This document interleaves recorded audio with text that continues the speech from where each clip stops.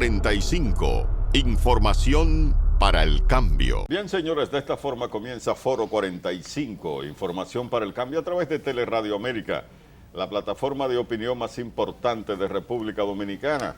Como siempre he dicho, en este canal, en esta plataforma televisiva, convergen las principales corrientes del pensamiento político, social y económico del país. Y el saludo para la doctora María Estela de León, la primera dama de la comunicación en República Dominicana, la bautizo yo.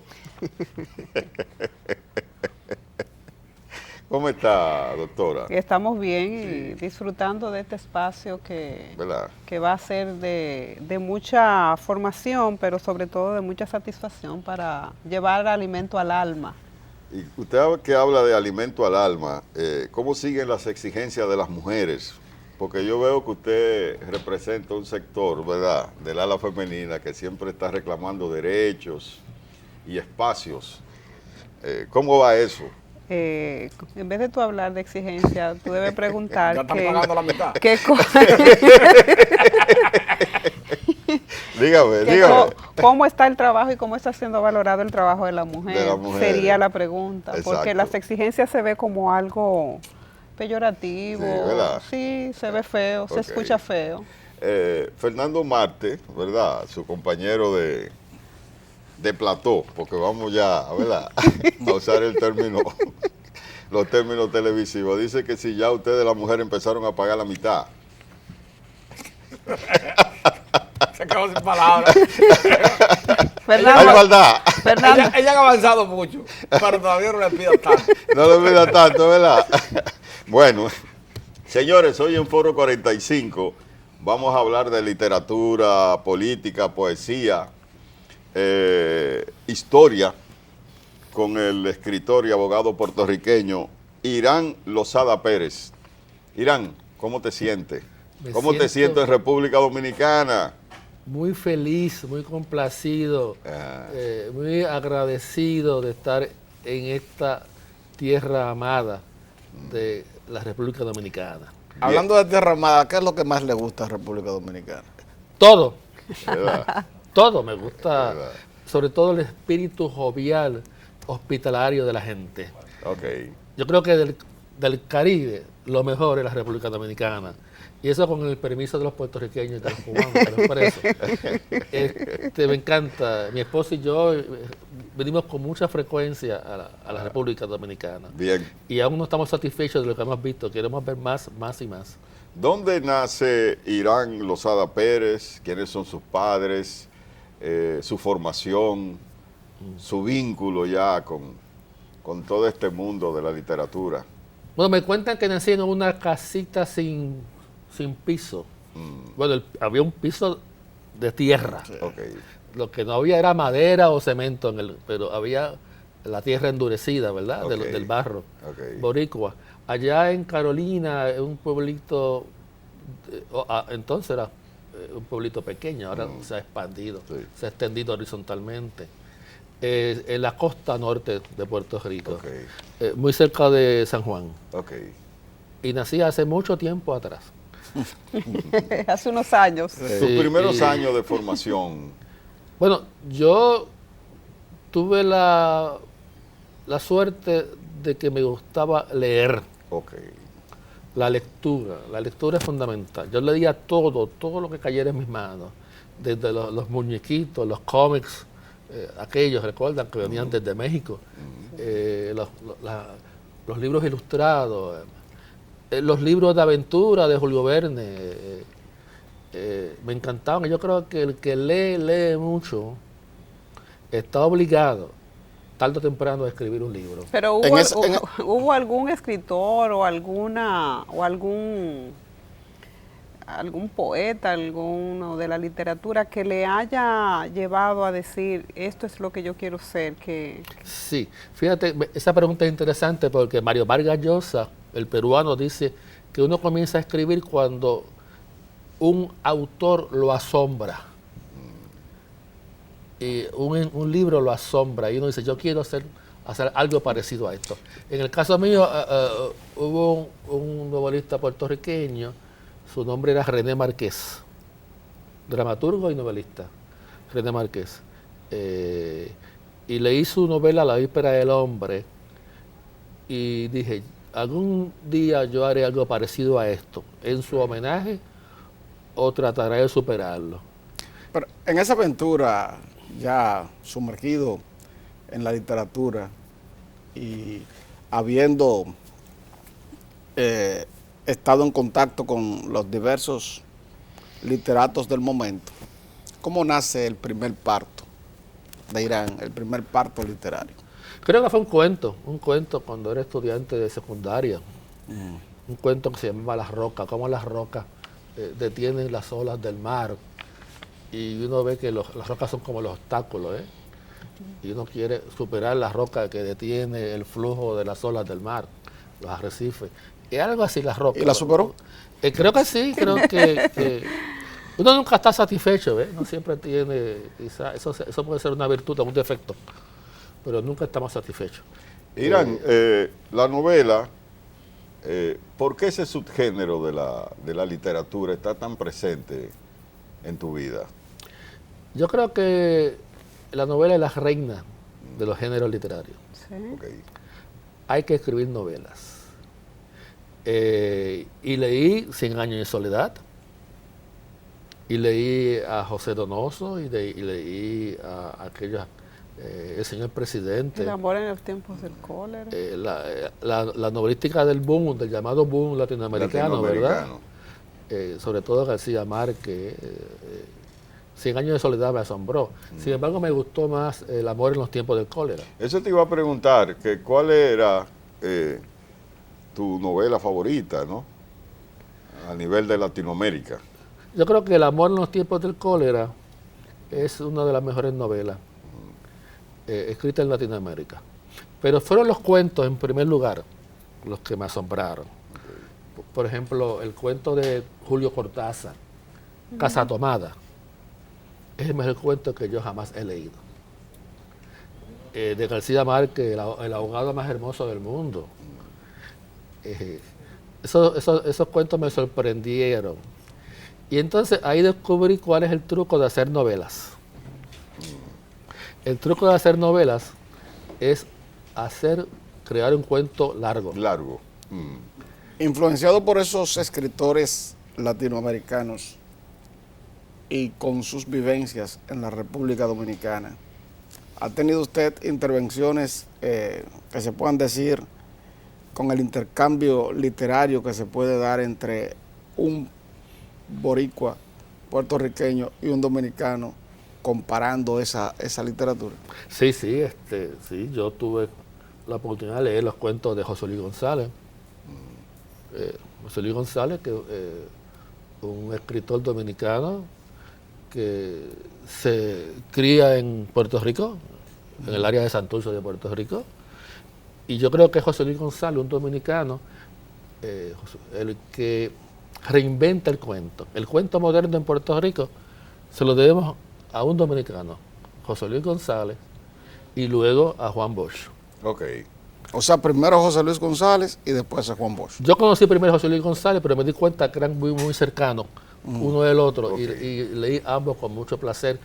Y yo creo que ese fue el punto de partida. ¿Cómo tú aquilatas a Juan Bosch como cuentista, ensayista? Yo creo que es excelente, es excelente.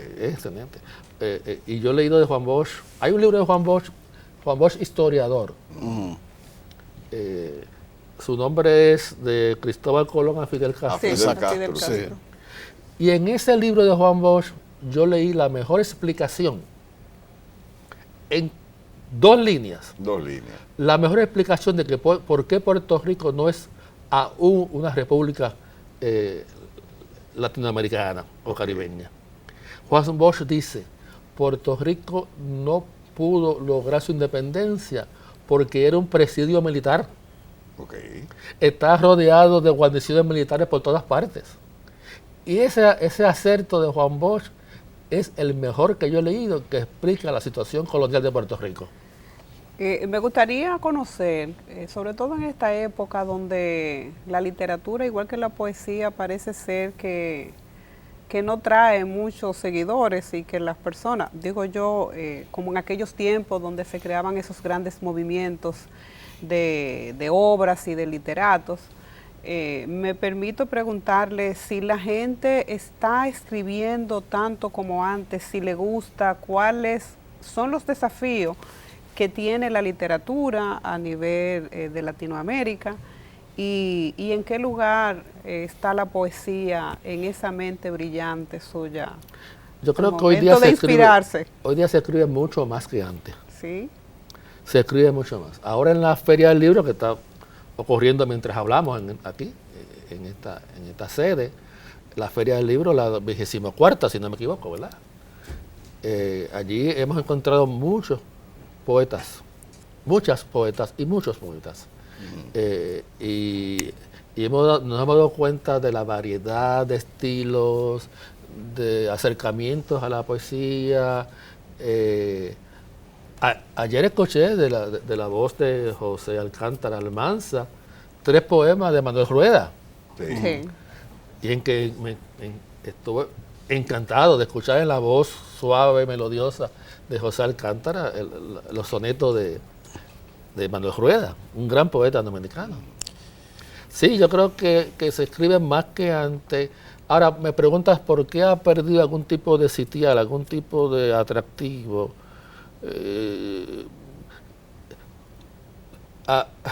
Hay esta visión falsa de que la poesía es cosa de sentimientos que hay que ocultar. Pero la poesía siempre está presente en la Biblia. La Biblia es una gran expresión poética. Pero precisamente por ahí va mi pregunta. Uno mirando esta aceleración que tiene el mundo, y más allá del romanticismo y de la añoranza, se pregunta uno que por ejemplo, comparte hasta cierto punto su misma generación, y ¿podrá sobrevivir la poesía en el tiempo a partir de ahora? Yo creo que la poesía es indestructible. Hay poesía en donde quiera, en todo momento. En la palabra es una sola palabra.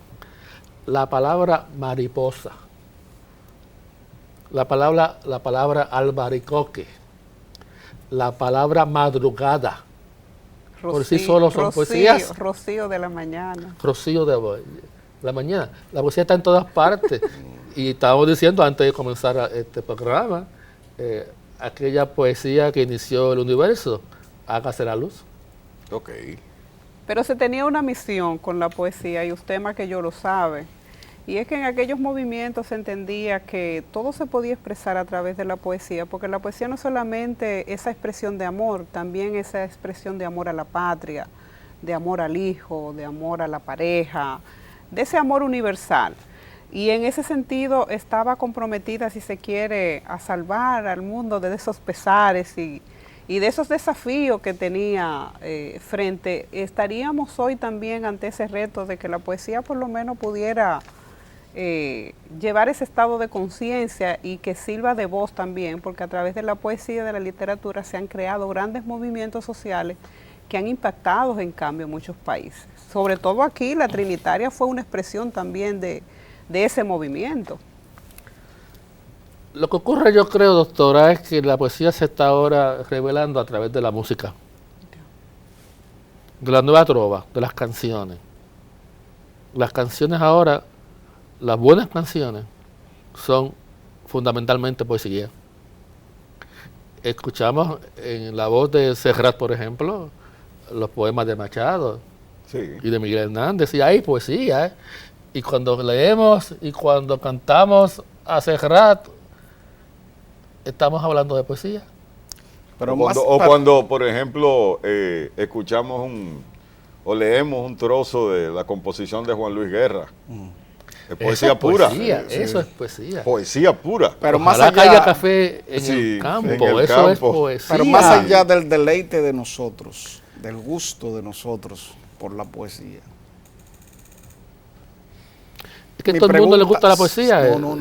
Mi pregunta es, ¿qué hacer para que la poesía sobreviva en el mundo de hoy? ¿Por qué?